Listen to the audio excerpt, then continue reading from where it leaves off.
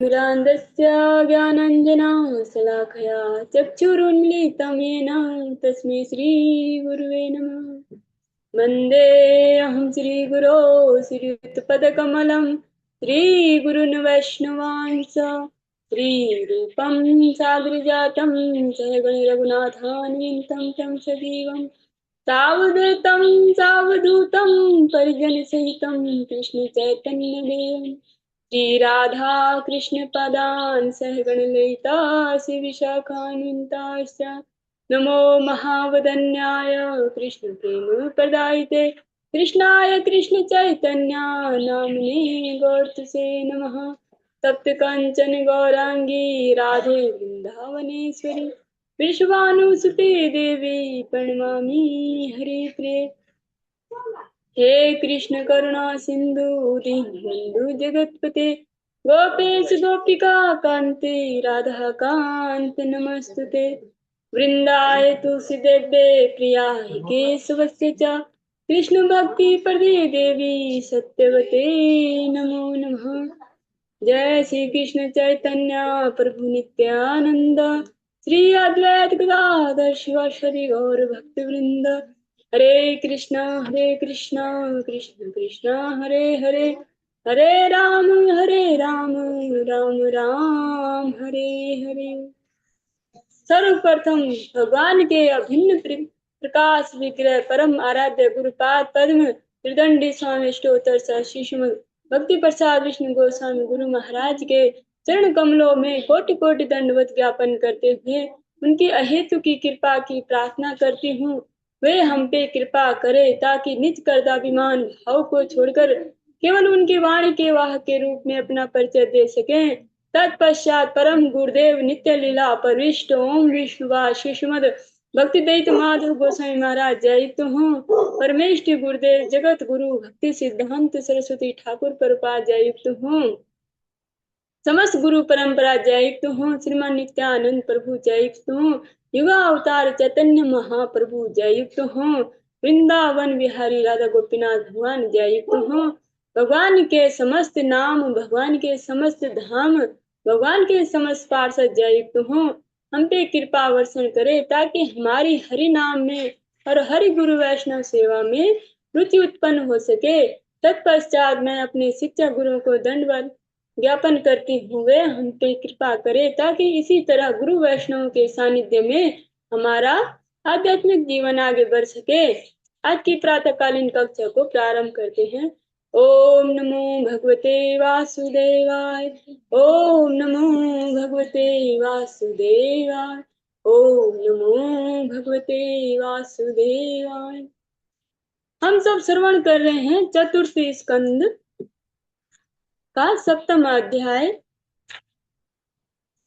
और हम सब श्रवण कर रहे हैं जब भगवान नारायण प्रकट हुए, जब दक्ष प्रजापति का पति ने अपना हृदय जो जिनके चरणों में महादेव के चरणों में जो भगवान के अति प्रिय हैं वैष्णवों में अग्रगण्य हैं वो महादेव, तब जब उन्होंने उनसे क्षमा मांगी तब उनका हृदय निर्मल हो गया और तब श्री हरि नारायण भगवान प्रकट होते हैं तो सभी लोग उनकी स्तुति करते हैं। हमने श्रवण किया ब्रह्मा जी भी उनकी स्तुति करते हैं, सभी देवगण दक्ष भी उनकी स्तुति करते हैं। वहाँ जो यज्ञ पत्नियां थी उन्होंने भी भगवान ने सभी उनकी स्तुति कर रहे हैं। कल हमने श्रवण किया था कि जो क्योंकि सभी करें जो लेकिन बात किन की मानी जाती है कि जो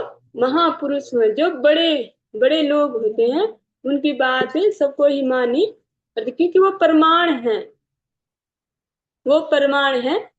जो भी वो बोलते हैं वो सत्य बोलते हैं। तो जो शिव जी जो स्वयं भगवान कहलाते हैं, भगवान के इतना ज्यादा उनका तादात्म्य है भगवान से कि वो भगवान ही जीव जो जन साधारण है उनको वो भगवान ही बोलते हैं और वो भगवान भगवत गुणों के होने से वो भगवान ही है। तो जो वो शिव बोलते हैं कि हे प्रभु केवल आपके चरण कमल का ध्यान करना ही सभी जीवों के लिए क्या है, लाभकारी है। और आपके चरण कमल की पूजा कर, एकमात्र आपके चरण कमलों की पूजा करना ही सर्वोत्तम है सभी जीवों के कल्याण के लिए। क्योंकि अन्य देवी देवताओं का पूजन करेंगे तो सब कुछ मिलेगा, क्योंकि जो हम चाहते हैं वो सब कुछ मिलेगा, धन धान्य जो। लेकिन वो क्या है, सब कुछ होते हुए भी उसमें एक चीज मिसिंग रही, वो आनंद और शांति, शाश्वत शांति उसमें नहीं रहेगी। किसी के पास कितना भी है, अगर वो भगवान को उसका मन समर्पित नहीं है, तो वो कितने में भी हमेशा असंतुष्ट रहेगा, और ज्यादा कैसे से बढ़ाया जाए उसमें ही लगा रहेगा, और अपना जीवन, ये अमूल्य जीवन खो देगा। लेकिन जो भगवत भक्ति में और साधु संग जिसको मिल गया, तो वो समझ पाएगा कि मुझे कितना करना है, अब ये अमूल्य जीवन मुझे ऐसे ही नष्ट नहीं करना। और ये तो भगवान की जो सेवा करना, और इसका उद्देश्य है भगवान की सेवा करना, और भगवान की नाम का जो कीर्तन है उनका गुणगान करना। जब वो समझ पाएगा तो उसका जीवन बैलेंस हो जाएगा। उसके पास जो भी है वो तो है ही, लेकिन जो जो उसमें ऐड हो जाएगा वो है शाश्वत शांति। और क्या, एक अभय, क्योंकि भगवान के चरण कमल ही अभय देते हैं। बजाऊं रे मन श्री नंद नंदन, अभय चरणारविंद।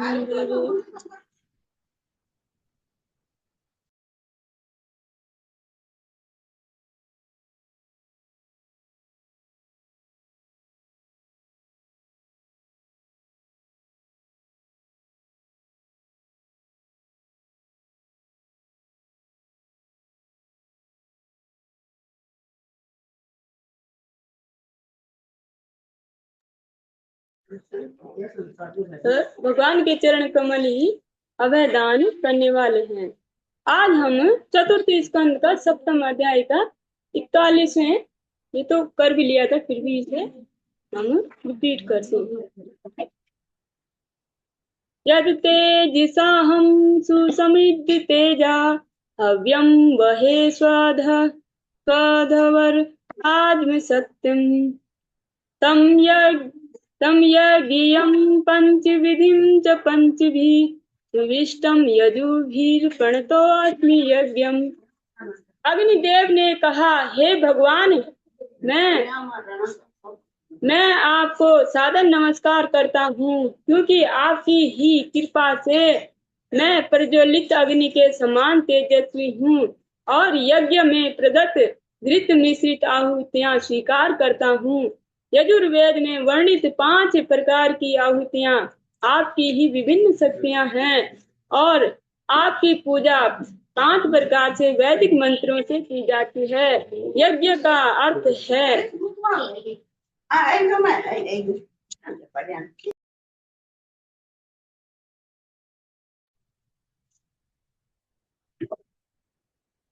यज्ञ का अर्थ है स्वयं आप।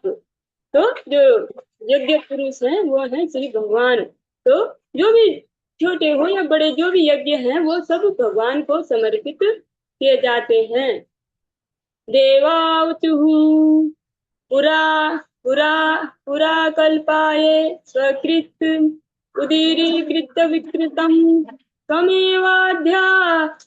तमेवाद्यास्तस्मिन् सलिला उर्गेन्द्राधिसेने पुमान् शेषा सिद्धेर्हृदि विस्मृशिता अध्यात्म पदविः स एवाध्याक्षणो स एवाध्याक्षणोर्यः पति चरसि भृतान् वसिनः।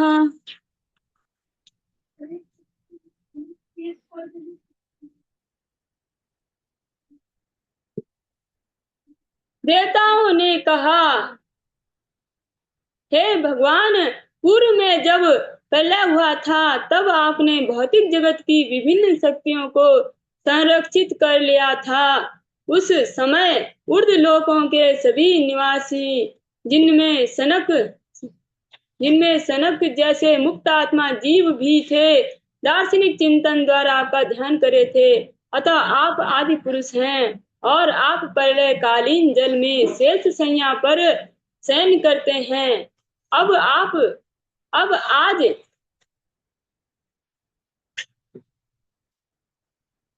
अब आज आप हम हमें दृष्टि गोचर हुए हैं। हम सभी आपके दास हैं, कृपया हमें शरण दीजिए।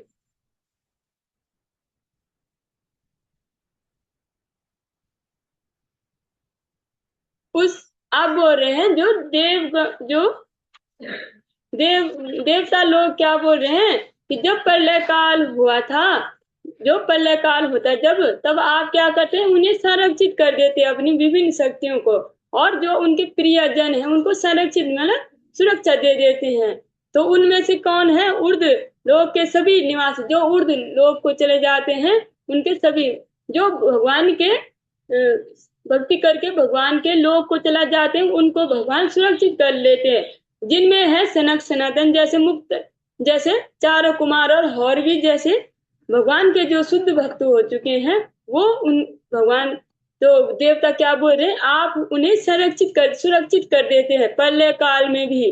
दार्शनिक चिंतन द्वारा आपका ध्यान कर रहे थे जो जो उनको आप सुरक्षित कर देते हैं। अतः आप आदि पुरुष हैं, और आप प्रलय कालीन जल में शेष शैया पर शयन करते हैं, और आप उनको तो सुरक्षित करते हैं, और खुद जो प्रलय कालीन महाभयंकर जल राशि है उसमें क्या करते हैं, आराम से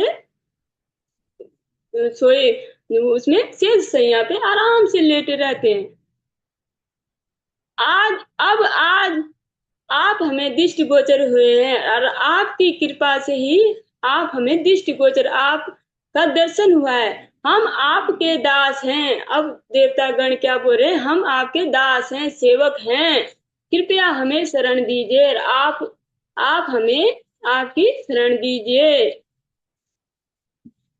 जो देवता गण भी और जो सभी देवता हैं, वो सभी भगवान के चरण कमलों दास्यता मांगते हैं, और हम लोग इतने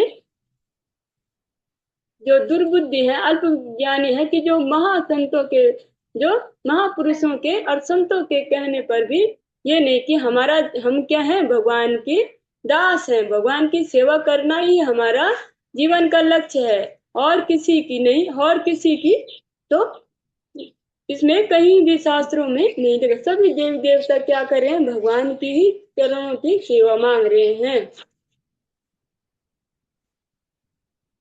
गंधर्वा ऊचुः अंत अंश अंशास्ते देवा मरीच्यादय एकेः ब्रह्मन्द्रा ब्रह्मन्द्राध्या देवगणा रुद्रपुरोगः हीराभाण्डं विश्वमिदं यस्य विभूमन् तस्मै नित्यं नाथ नमस्ते करवाम। गंधर्वों ने कहा, हे भगवान शिव, ब्रह्मा, इंद्र तथा मरीचि सहित समस्त देवता तथा ऋषि गण आपके ही शरीर के विभिन्न अंश हैं। आप परम शक्तिमान हैं। यह सारी सृष्टि आपके लिए कौतुक मात्र है। हम सदैव आपको पूर्ण पुरुषोत्तम भगवान के रूप में स्वीकार करते हैं, और आपको सादर नमस्कार करते हैं। तो गंधर्व गण क्या बोल रहे हैं, ये भगवान श्रवण ध्यान पूर्वक श्रवण करें, ताकि हम विभिन्न जो नाम अपराधों से बच सके। गंधर्व गण क्या बोल रहे हैं, हे भगवान शिव, ब्रह्मा, इंद्र तथा मरीचि सहित समस्त देवता तथा ऋषि गण आपके ही शरीर के विभिन्न अंग हैं। आप परम शक्तिमान हैं। यह सारी सृष्टि आपके लिए कौतुक मात्र है। जो ये आप सृष्टि का सृजन करते हैं, इस केवल कौतुक मात्र है। हम सदैव आपको पूर्ण पुरुषोत्तम भगवान के रूप में स्वीकार करते हैं, और आपको सादर नमस्कार करते हैं।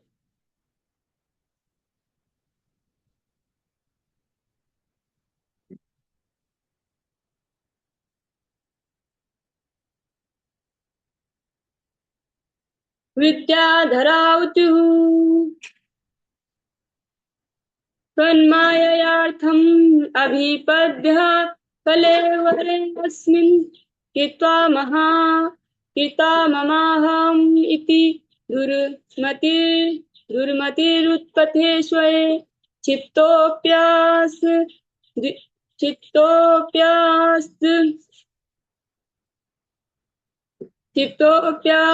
विषय लालसः आत्ममोहं युष्मत् कथामृत निसेवक उद्व्यूदस्ते।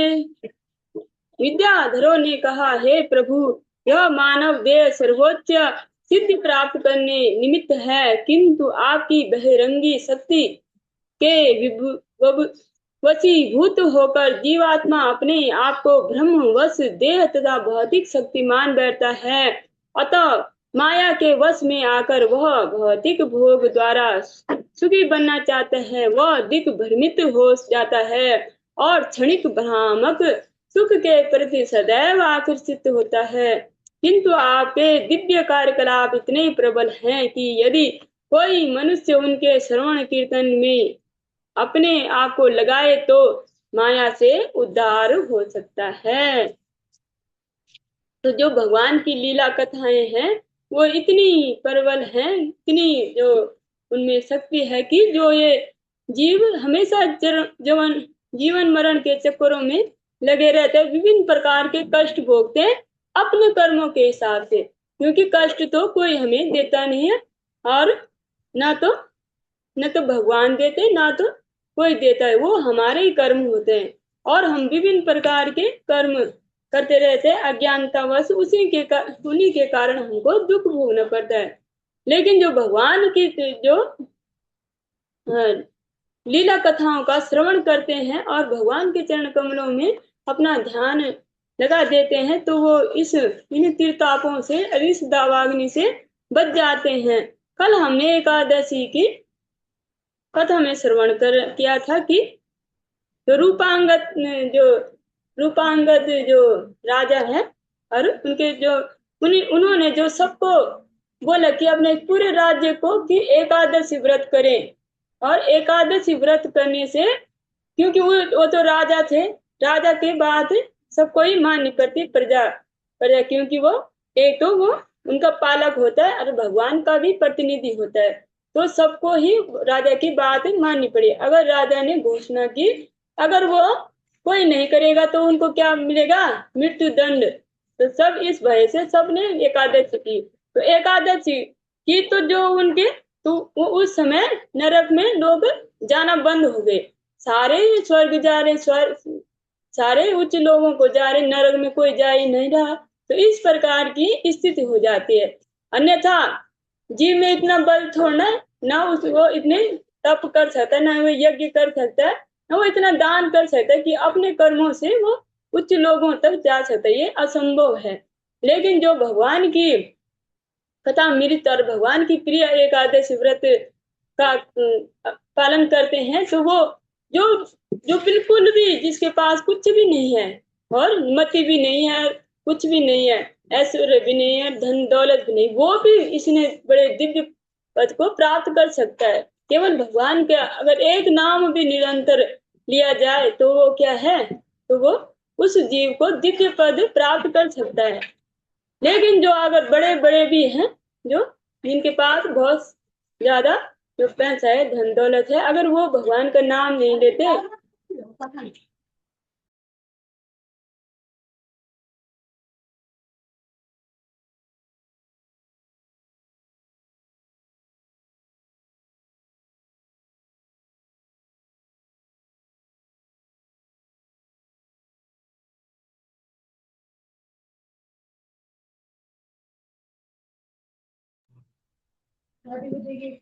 तो उनमें इतनी सामर्थ्य नहीं है कि वो अपने बल से उच्च लोगों तक भगवान की, जो उच्च लोग और जो भगवान के चरण कमल है उनको स्वीकार कर सके, उनको प्राप्त कर सके।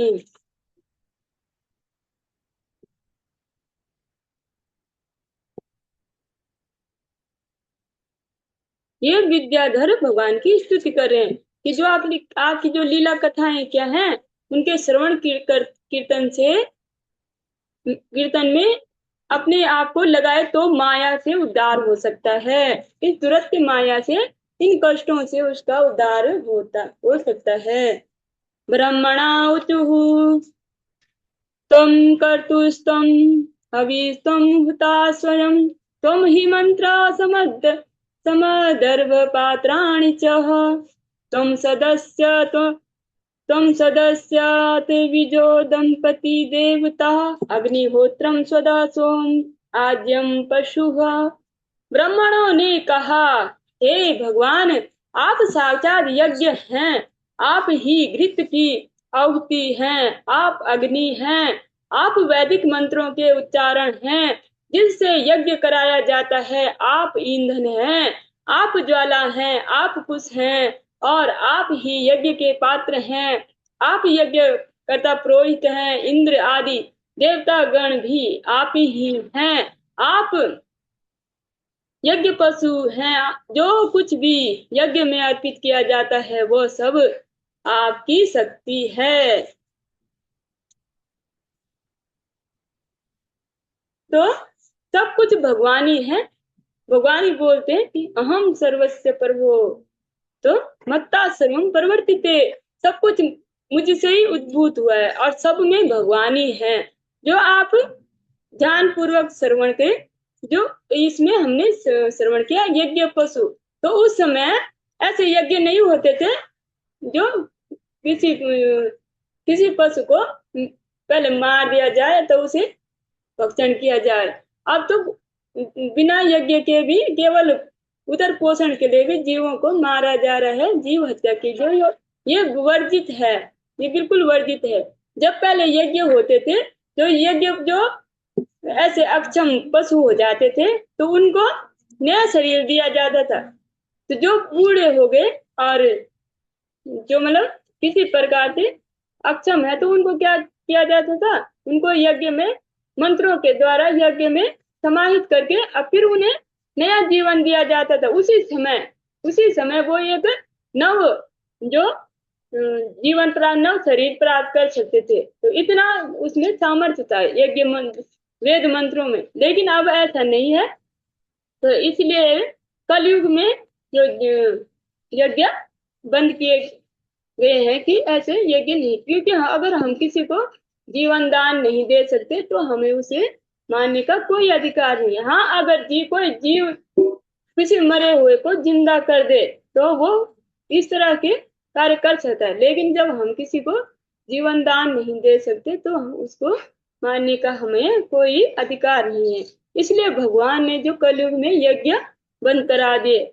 लेकिन जो केवल उदर पोषण के लिए, अपने पेट भरने के लिए जो जो बेजान जीवों को मारते हैं उनको हत्या का पाप लगता है।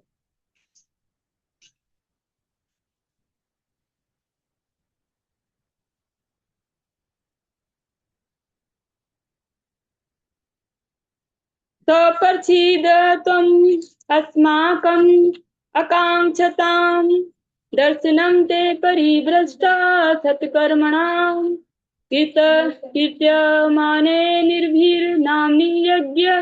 नाम्नी यज्ञ से ते यज्ञ विंध्याचलम् यान्ति तस्मै नमः। हे भगवान, हम आपके दर्शन हेतु प्रतीक्षारत थे, क्योंकि हम वैदिक अनुष्ठानों के यज्ञ करने में असमर्थ हैं।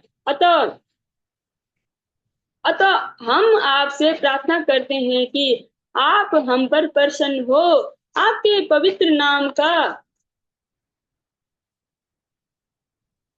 कीर्तन करने मात्र से समस्त बाधाएं दूर हो जाती हैं। हम आपके समक्ष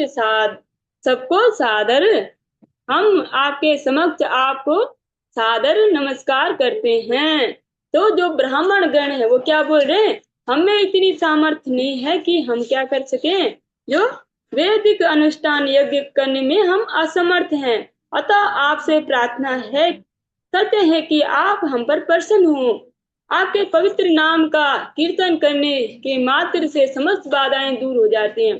तो अब जो इतने यज्ञ भी नहीं, कोई अनुष्ठान भी नहीं कर सकता कि उससे उनका जो कष्ट है वो दूर हो जाए, क्योंकि अब किसी ब्राह्मण में इतने जो योग्य ब्राह्मण है ही नहीं।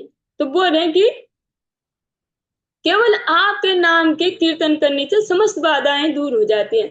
तो केवल क्योंकि यज्ञ करेंगे तो यज्ञ में पहले तो ऐसे यजमान है नहीं, क्योंकि यज्ञ में बहुत सारी जो वस्तुएं लगती हैं और बहुत सारे जैसे सोने के पात्र, चांदी के पात्र, जो अमीर अमीर भी बोलते खुद को, उन पे भी ये सामर्थ्य नहीं। फिर उन पे कोई अगर सब कुछ बेच बाच के सामर्थ्य जुटा भी दे तो इतने योग्य पुरोहित नहीं, ब्राह्मण नहीं, जो वेद मंत्रों का सही से पाठ कर से उच्चारण कर दे। अगर वो हो भी गया तो जो सामग्री सब अशुद्ध है, जो सभी चीजों में मिलावट हो गई, तो वो नहीं है। तो कुल मिला के बात क्या है कि इस कलयुग में हरे नाम हरे नाम हरे नामेव केवलम कलौ नास्ते व गतिरन्यथा। तो केवल नाम प्रभु, भगवान का जो नाम प्रभु है वही शुद्ध है, उसके ही नाम, उसी का ही यज्ञ करके, जो जप यज्ञ करके भगवान को प्रसन्न किया जा सकता है और सभी समस्त बाधाओं से दूर हो जाते हैं। इसमें जो ब्राह्मण गण क्या बोल रहे हैं, ब्राह्मण बोल रहे हैं क्या यहाँ पे, जो ब्राह्मण बोल रहे हैं कि आपके नाम कीर्तन करने से समस्त बाधाएं दूर हो जाती हैं। हम आपके समक्ष आपको सादर नमस्कार करते हैं, हम आपको नमस्कार करते। ऐसे ही ब्राह्मणों के कार्य होते हैं जो सही बात रख सके अपने यजमानों के समक्ष। लेकिन अब ब्राह्मण भी केवल उदर पोषण के लिए ही कार्य करते हैं। अगर वो ऐसा बोल दें कि आपको करना ही पड़ेगा, इसी में आपका भला है, चाहे क्रोध से चाहे प्रेम से, तो कोई क्यों नहीं करेगा। लेकिन जो ब्राह्मण समाज है वो भी अब केवल उदर पोषण के लिए ही कार्य करता है। इसलिए उसकी मति में पहले तो उसका खुद ही विश्वास नहीं है कि ऐसा हो जाएगा, भगवान के नाम में आस्था ही नहीं है, तो वो दूसरे को क्या समझाएंगे कि भगवान का नाम करो। अगर भगवान का नाम करने से ही सब संकट दूर हो जाते हैं, विभिन्न प्रकार के जो क्रियाकलाप करते हैं उनसे बचो और भगवान के नाम का, क्योंकि अगर भगवान के नाम सिंसियरली सब लोग करने लग जाएं तो सब तो क्या कष्टों से मुक्त हो जाएंगे, तो उनका कार्य कैसे चलेगा, इसलिए वो बोलते नहीं है।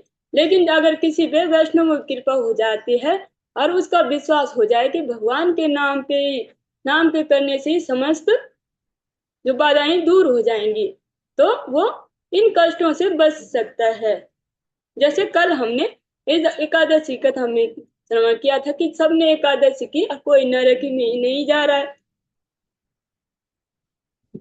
मैत्रेयवाच इति दक्षा कविर्यज्ञं भद्रं रुद्राभिः अर्षितं कीर्त्यमाने ऋषिकेशा सन्ने यन्ने यज्ञ भावने। श्री मैत्रेय मुनि ने कहा, वहां पर उपस्थित सबके द्वारा श्री विष्णु की स्तुति की जाने पर राजा दक्ष ने अंतःकरण शुद्ध हो जाने से पुनः यज्ञ प्रारंभ किए जाने की व्यवस्था की, जिसे शिव के अनुचरों ने ध्वंस कर दिया था। अब जो मैत्रेय मुनि ये सब कथाएं सुना रहे हैं, वो क्या बोल रहे हैं, जब सबने भगवान की स्तुति की और भगवान प्रसन्न हो गए, और जो दक्ष प्रजापति ने जो अपराध किया था, वैष्णवों के जो चरणों में अपराध किया था, जब उनको अपने अपराध बोध हो गया, उनका चित्त निर्मल हो गया, तो क्या किया उन्होंने, जो फिर से जो यज्ञ विध्वंस हो गया था उनको फिर से प्रारंभ किया।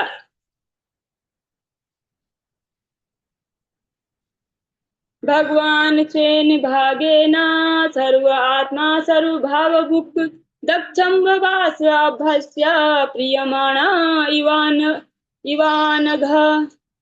श्री मैत्रेय मुनि ने आगे कहा, हे पाप रहित विदुर, श्री भगवान विष्णु ही वास्तव में समस्त यज्ञों के फल के भोक्ता हैं। फिर भी समस्त जीवात्माओं के परमात्मा होने के कारण वे अपना यज्ञ भाग प्राप्त हो जाने से प्रसन्न हो गए हैं। अतः उन्होंने प्रमुदित भाव से राजा दक्ष को संबोधित किया। श्री भगवान वाच अहम ब्रह्मा च सर्वश्च जगत कारण जगत कारणम परम आत्मेश्वर उपदिष्टा स्वयं दीर्घ विशेषण। श्री भगवान ने उत्तर दिया, ब्रह्मा शिव तथा मैं इस दृश्य जगत के परम कारण हैं। मैं परमात्मा स्वतः निर्भर साक्षी हूँ, किंतु निर्गुण रूप से ब्रह्मा शिव तथा मुझमें कोई अंतर नहीं है। ये तो भगवान की भगवत्ता है जो अपने जनों को इतना प्रेम करते। लेकिन आगे के उसमें हमने श्रवण किया कि वो उनकी स्तुति करते हैं। इसी बात पे लोग इसी बात को लोग समझ नहीं पाते हैं, लेकिन जो सिद्ध जन है वो समझ पाते हैं। आत्मायां समाविश्य सोहम गुण मयिं द्विजा सृजनां रक्षन् हरन् विश्वं दद्रे संज्ञा क्रियोचिताम्। श्री भगवान ने कहा, हे दक्ष द्विज, मैं आदि भगवान हूँ, किंतु इस दृश्य जगत का सृजन पालन संहार करने हेतु मैं अपनी शक्तियों के माध्यम से कार्य करता हूँ और कार्य की भिन्न भिन्न कोटि के मेरे भिन्न भिन्न नाम हैं। तो भगवान यहाँ पे क्या बोल रहे हैं कि मैं क्या हूँ, आदि भगवान हूँ, किंतु इस दृश्य जगत का जो सृजन पालन वो मैंने किस तरह से डिजाइन कर रखा है। मैं तो आदि भगवान हूँ, लेकिन जो सृजन करना, सृजन ब्रह्मा जी को पालन स्वयं मैं, लेकिन वो भी मैं मेरे विष्णु रूप में, और संहार मैंने जो शिव जी को ये कार्य करने हेतु निमित्त बनाया, उनको कार्य करने के लिए ये कार्य मैंने उनको सौंपा है। अपनी भौतिक शक्ति के माध्यम से कार्य करता हूँ और कार्य की भिन्न भिन्न कोटियों के अनुसार मेरे भिन्न भिन्न नाम हैं और भिन्न भिन्न कार्यों के हिसाब से मेरे भिन्न भिन्न नाम हैं।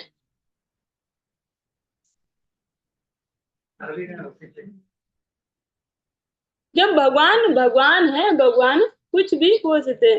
तो जब उद्धव जी का हम प्रसंग सुन रहे थे तो भगवान क्या बोल रहे हैं, जो देव की जी है और जो उग्रसेन है उनसे उनको हाथ जोड़ के नमस्कार कर रहे हैं, बोल रहे हैं कि हम आपकी रक्षा करने में असमर्थ थे और इस तरह से उनसे क्षमा याचना करते हैं। जब उद्धव जी बोलते हैं, जब आप इस तरह से लीला करते हैं ना, तो जो आपके भक्त होते, प्रिय भक्त, उनको बहुत ही चुभता है कि भगवान ऐसा बोल रहे हैं। फिर जब हमने जो चतुर्सन जब उन्होंने जय विजय को श्राप दिया था, तो जब भगवान बोल रहे हैं कि मैं जो शुद्ध भक्तों हैं, मतलब ब्राह्मणों की मैं इतना सम्मान करता हूँ कि क्या अगर मैं उनके चरण वंदना भी करूँ तो मुझे कौन बोलने वाला है। तो वो बोल रहे हैं कि आप तो सभी कारणों के कारण हैं, आप इस तरह से बोल रहे, ये तो हमारी समझ से ही परे है। तो तब वो इसमें क्लियर करते हैं। लेकिन ये वही लोग समझ सकते हैं, सिद्ध स्वरूप जो रूप सिद्ध होते हैं, वही समझ पाते हैं भगवान की जो इतना जो मधुर जो उनका व्यवहार है, वो उनको समझ पाते हैं। लेकिन वो कभी जो आत्म प्रवंचना नहीं करते कि देखो भगवान भी हमें इस तरह से बोलते हैं। उनमें उनको ज्ञान होता है कि ये तो भगवान की भगवत्ता है, जो अपने प्रियजनों को इतना प्रेम करते, अपने से भी ज्यादा भगवान उनको प्रेम करते हैं, इस तरह से वो बोलते हैं।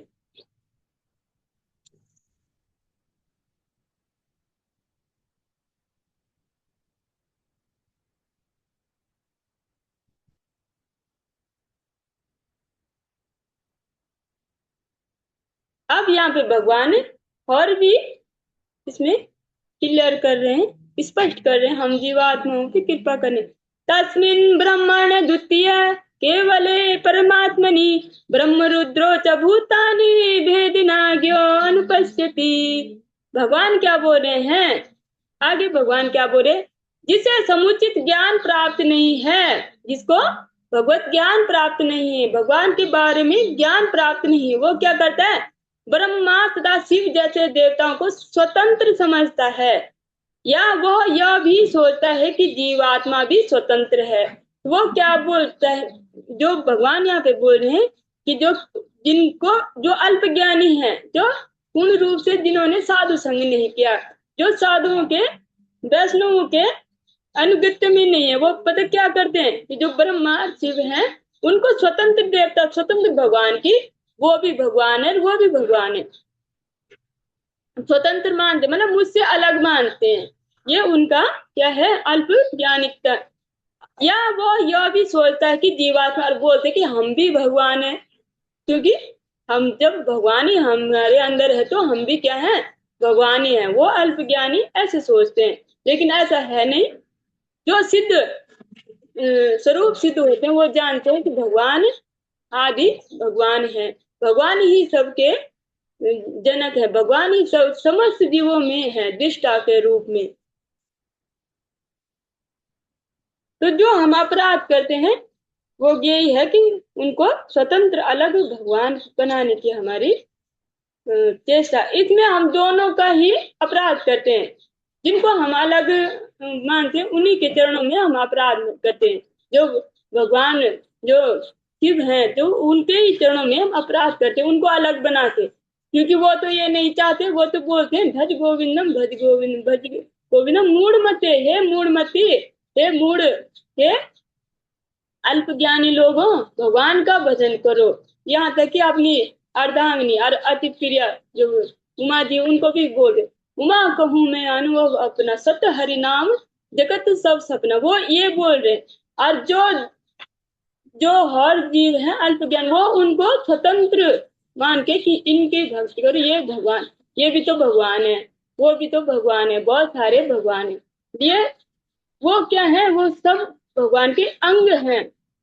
इस तरह से जब हम साधु संग में इस तरह से समझेंगे कि हाँ भाई शास्त्र क्या बोल रहे हैं, महाजन क्या बोल रहे हैं, शिव जी क्या बोल रहे हैं, ब्रह्मा क्या बोल रहे हैं, अगर हम उनके, क्योंकि शिव जी से तो बड़ा कोई है नहीं कि जो किसी की बात माने थी, इससे भी बड़ा कोई हो सकता है, वो स्वयं बोल रहे हैं।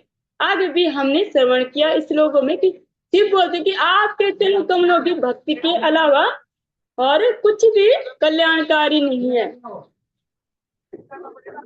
लेकिन जो वैष्णवों के संगति में नहीं, साधु संग में नहीं है, तो वो क्या करते हैं, इस तरह के विभिन्न अपराध, पहले ही वो अपराधी हैं, पहले उनपे बहुत सारे ऋण हैं और वो निरंतर अल्प ज्ञान से अपराध पे अपराध करते जा रहे हैं। यथा पुमान स्वांगे सुचिरः कणयादिषु क्वचित् पारपत्य बुद्धिं कुरुते एम भूतसे मत्परः।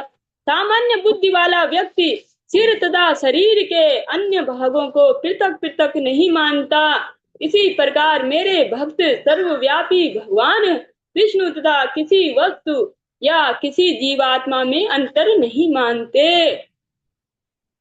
तो बोल रहे हैं भगवान कि जो सामान्य बुद्धि मतलब जिनकी बुद्धि सही है, वो क्या करते हैं, सिर मतलब शरीर के अंग और शरीर में कोई पृथक पृथक नहीं मानते कि बाल अलग हैं और वो अलग है, वो सब मुझ में ही वो समझते हैं।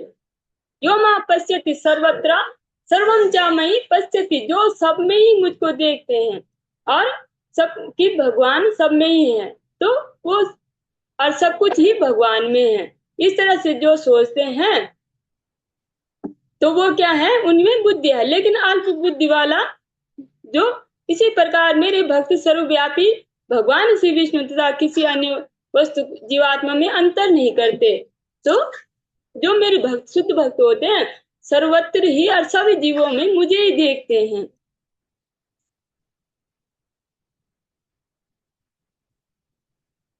त्रियाणम त्रियामाणम अने त्रियामाणम एक भावनाम यो न पश्यति वे विदाम सर्वभूतात्मना ब्रह्मन् स शांतिम अधिगच्छति। श्री भगवान ने आगे कहा, जो मनुष्य ब्रह्मा विष्णु शिव या जीवात्मा को परमेश्वर से पृथक मानता है और ब्रह्म को जानता है, ब्रह्म को जानता, वही वास्तव में शांति प्राप्त करता, अन्य नहीं। तो भगवान बोलते हैं, जो सब बोलते हैं कि सब कुछ भगवान से ही बना है और सबकी उत्पत्ति भगवान ही करते हैं। उत्पत्ति स्थित कारणम जो भगवान, जो उत्पत्ति स्थिति सबके ही कारण है, वो श्री भगवान है। और ब्रह्मा विष्णु जो जो शिव हैं, ब्रह्मा शिव और जीवात्माओं को अलग अलग नहीं मानते। तो वही क्या है, वही वास्तव में शांति प्राप्त करता है, अन्य कोई नहीं।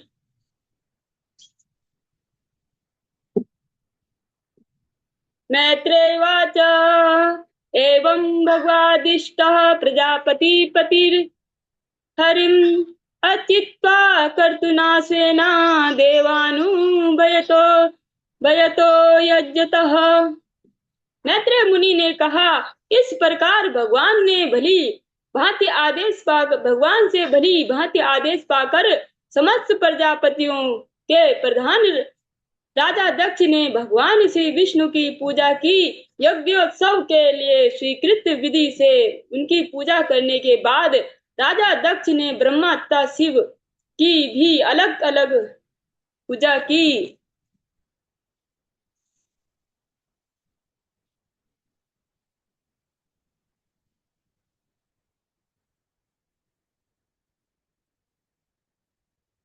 रुद्रं च स्वेन भागेन युपाधावात् समाहिता कर्मणो दवस कर्मणो दवसानेन सोमपानी सोमपानी तरान्नपि। उदावस्या सहित विर्गभीसर नावा सरनावा अवभृतम ततः। राजा दक्ष ने सभी प्रकार से सम्मान पूर्वक यज्ञ के शेष भाग के साथ शिव की पूजा की। यज्ञ के अनुष्ठानों की समाप्ति के पश्चात उसने अन्य समस्त देवों तथा वहां पर एकत्र अन्य जीवों जनों को संतुष्ट किया। तब पुरोहित के साथ साथ इन सारे कर्तव्यों को संपन्न करके उसने स्नान किया, वह पूर्णतः संतुष्ट हुआ।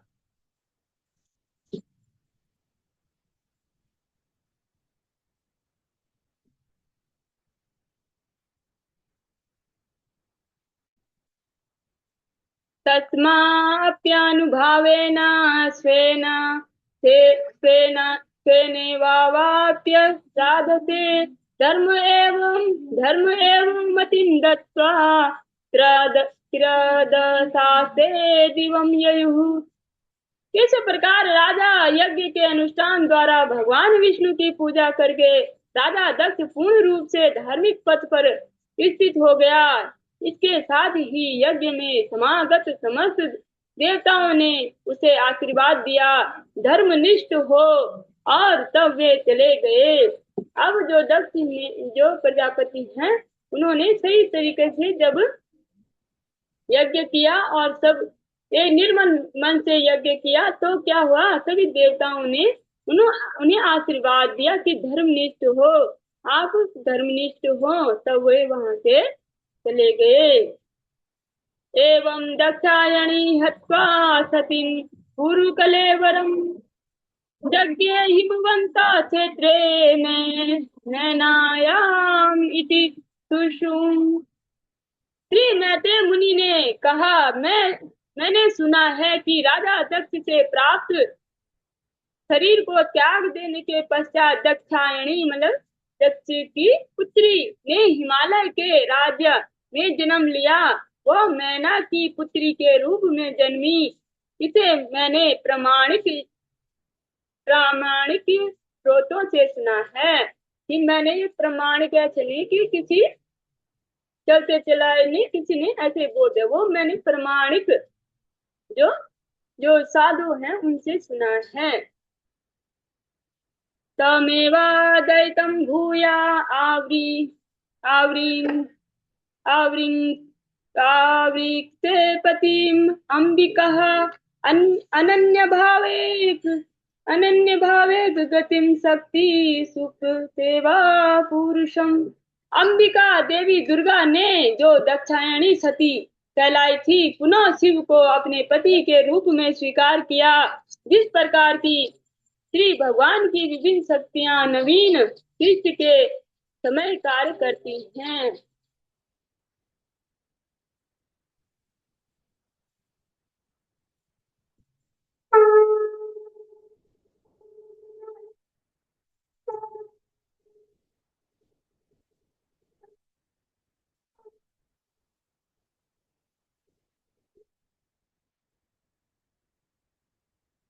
एतत् भगवतो शम्भो कर्म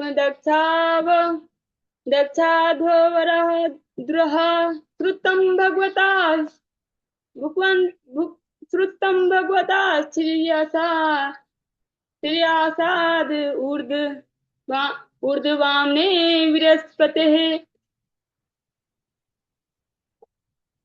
श्री मैत्रेय मुनि ने कहा, हे विदुर, मैंने महान भक्त एवं बृहस्पति के शिष्य उद्धव से शिव द्वारा ध्वंस किए गए दक्ष के यज्ञ की यह कथा सुनी थी। जो उद्धव जी हैं, महाभागवत हैं, निरंतर भगवान के जो कीर्तन करते हैं, उनके उन प्रामाणिक उद्धव जी से मैंने ये सुना है। ये कथा सुनी है शिव जो दक्ष के यज्ञ की। इदं पवित्रं परम ईसा चेष्टितम् यस्य मायुषम्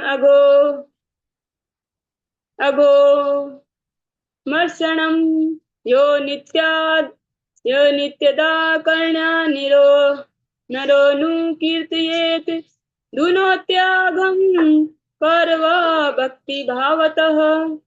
श्री मैत्रेय मुनि ने अंत में कहा, हे कुरुनंदन, यदि कोई भगवान विष्णु द्वारा संचालित दक्ष के यज्ञ की यह कथा श्रद्धा एवं भक्ति के साथ सुनता है और फिर इसे सुनाता है, तो वह निश्चित ही इस भौतिक के संसार के कलमश से विमल हो जाता है। इसी के साथ ये हमारा 7वां अध्याय संपूर्ण होता है और हम कक्षा को भी विश्राम देते हैं। वांछा कल्पतरुभ्यश्च कृपा सिन्धुभ्यैव पतितानां पावनेभ्यो वैष्णवेभ्यो नमो नमः। सबको हरे कृष्णा माता जी, सभी को हरे कृष्णा।